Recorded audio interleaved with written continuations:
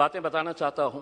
Morocco बहुत छोटा सा देश है, लेकिन जब ब्राज़ील को हराया तो शायद ब्राज़ील ने कभी सपने में भी नहीं सोचा होगा कि मोरक्को से हम हार जाएंगे। मेसी की अर्जेंटीना को जब सऊदी अरब ने हराया तो अर्जेंटीना ने कभी सोचा भी नहीं होगा कि सऊदी अरेबिया हमें इस तरह से हरा सकता है करके।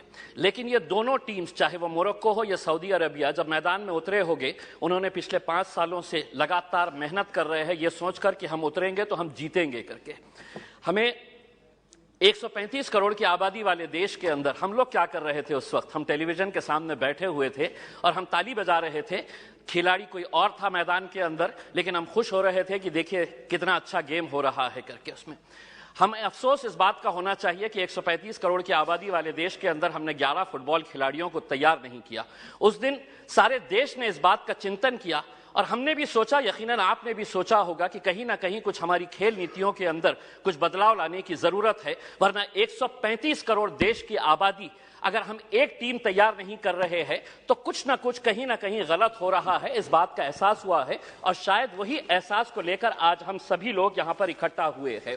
मंत्री जी, मैं आपसे पूछना चाहता हूं, यूएस और चाइना ऐसा क्या कर रहा है कि उनके खिलाड़ी मैदान के अंदर उतरते हैं? कोई भी इंटरनेशनल इवेंट जब ऑर्गेनाइज होता है तो उनके खिलाड़ी गोल्ड ऐसे ही हंसते हंसते लेकर चले जाते हैं। हम एक गोल्ड अगर लेके आ जाते हैं तो पूरा देश सेलिब्रेट करता है, बल्कि प्राइम मिनिस्टर ले लीजिएगा, पूरे मिनिस्टर्स ले लीजिएगा, पूरे चीफ मिनिस्टर्स उसका जश्न मनाते हैं। जबकि हमारे पास पोटेंशियल इससे ज्यादा है।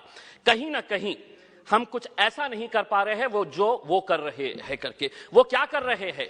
तो वो बचपन से ही अपने खिलाड़ियों को आइडेंटिफाई कर रहे हैं, कौन हमारा खिलाड़ी कौन से खेल के अंदर है, और उसके बाद पूरी जिम्मेदारी उनके स्पोर्ट्स एसोसिएशन, फेडरेशन और वहां की सरकार उठा रही है।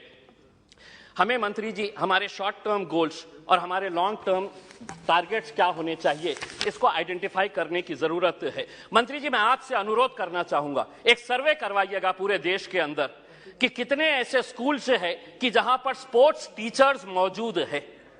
पूरे देश के अंदर, चाहे वो प्राइवेट स्कूल्स हो या गवर्नमेंट स्कूल्स है, स्पोर्ट्स टीचर्स कितने स्कूल्स के अंदर है। एक सर्वे करवाइएगा कि कितने स्कूल्स के अंदर प्लेग्राउंड्स मौजूद है। एक सर्वे करवाइएगा कि अगर ग्राउंड मौजूद है तो स्कूल के अंदर क्या एक फुटबॉल है, एक क्रिकेट का किट है, एक रेसलिंग का मैट है, क्या वहां पर बास्केटबॉल के लिए कोई सुविधा है। एक सर्वे करवा लीजिएगा पूरे देश के प्राइवेट, और तब आपको पता चलेगा कि हम लोग अगर खेलों के अंदर पीछे है तो इसकी वजह क्या है।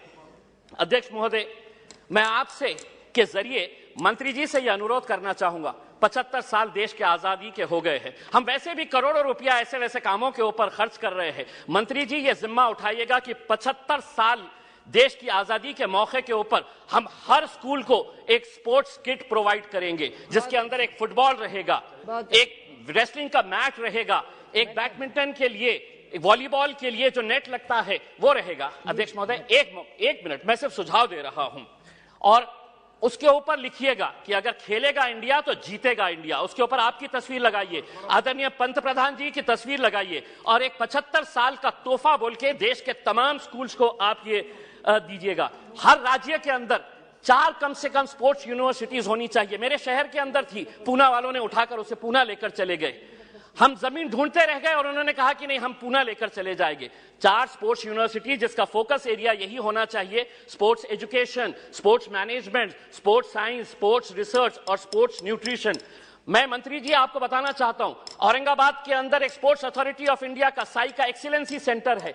आज तक करोड़ों रुपया आपने खर्च किए हैं उसके ऊपर, लेकिन कोई भी एक इंटरनेशनल लेवल का वहां पे इवेंट ऑर्गेनाइज नहीं किया गया है। आप खेलो इंडिया के जरिए आप अंडर 17 के टैलेंट को आप आइडेंटिफाई करते हैं, हम उसका स्वागत करते हैं। उसी तर्ज के ऊपर अगर स्कूल गेम्स फेडरेशन, अध्यक्ष सिर्फ एक minute, school games federation of India को यह जिम्मेदारी देते हैं कि आप अंडर 14 के जितने भी टैलेंट है उसको आइडेंटिफाई करिएगा।